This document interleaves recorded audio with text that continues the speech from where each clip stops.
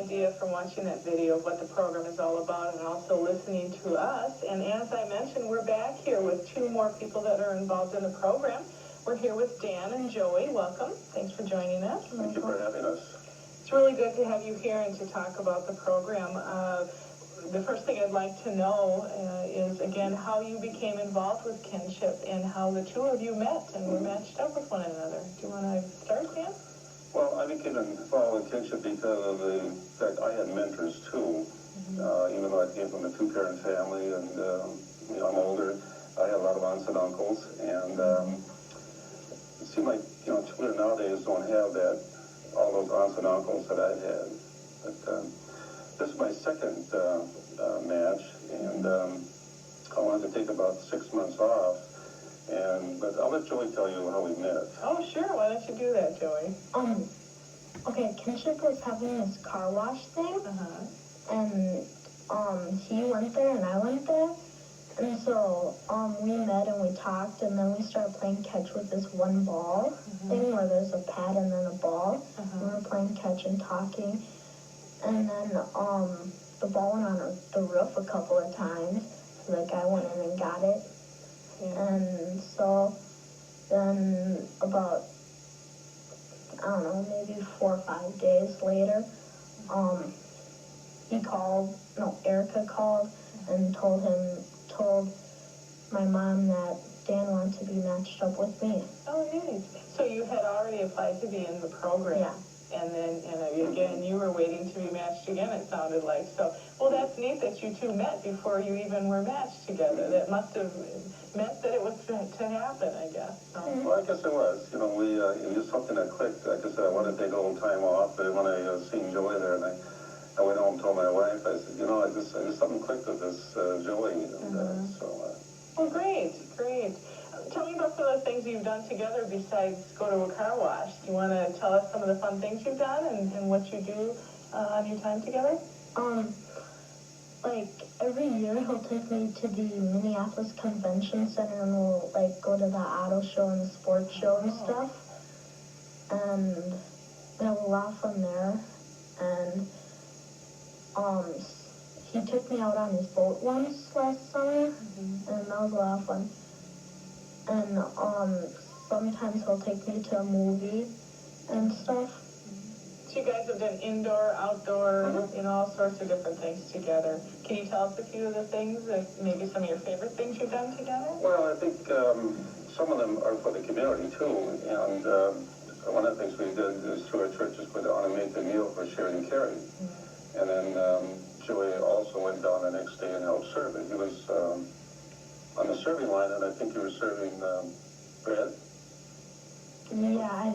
Bread or milk, one of the two. But that's the thing we do too. Is not to say I think there are fun things, but there are a lot of times they're productive things too. Well, and obviously it sounds like you try and teach them some good lessons for life too. So that's great.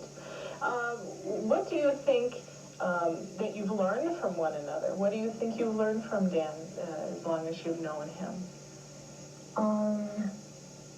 Have you learned any particular skill that something special that he knows how to do? Or just generally learn some things about how to live your life? Or what do you think? Sounds like you had a boat. Did you learn a little bit about boating? Yeah, that you could reverse on a boat. You didn't know that, huh? Did you like to go fishing? Do you fish together? No, we don't. No? I don't like going fishing. Well, you'll have to teach him maybe to fish if you start to like it sometime, huh? Yeah. Okay.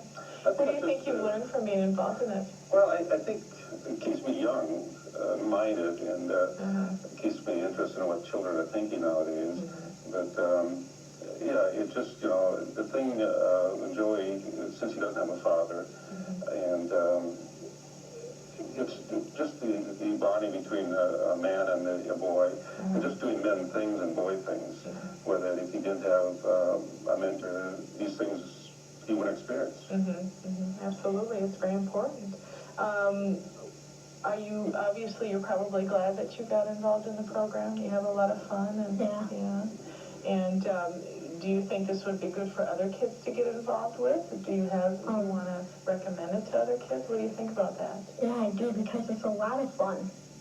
and you can go places that you usually don't and stuff. Do you have friends from the program that you see, other kids that are involved in it that you do things with, or do you do a bunch of things together with all the people that are involved in the program sometimes?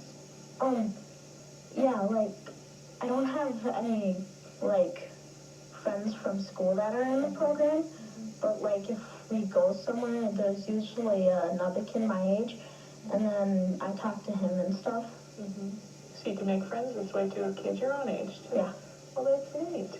How about you, Dan? How do you think it's affected you personally being involved in the program? And what would you like to say to people out there who you think would maybe like to be in the program? Well, I think it takes a village to raise a child nowadays. And, I think it even through and influence one child. If every adult would take, one child and mentor that one child, I think we'd have a lot less crime in this world, and a lot more, satisfied children. It's difficult, growing up in this day and age as a child. And they need all the help they can get. Right now we have 40 children, or 40 boys, and most of them are boys, that need mentors. And as it stands now, it's a possibility that some of them will not be matched. And that's very sad. Yeah, it could be a pretty sad situation if that happened. And I just would like to thank the two of you for joining us today and sharing your story about being involved in the Northwest Suburban Kinship Program. And I do just want to encourage you, if you would like to help out to see that the children that are waiting can be matched up and improve their lives, we would like to invite you to call Northwest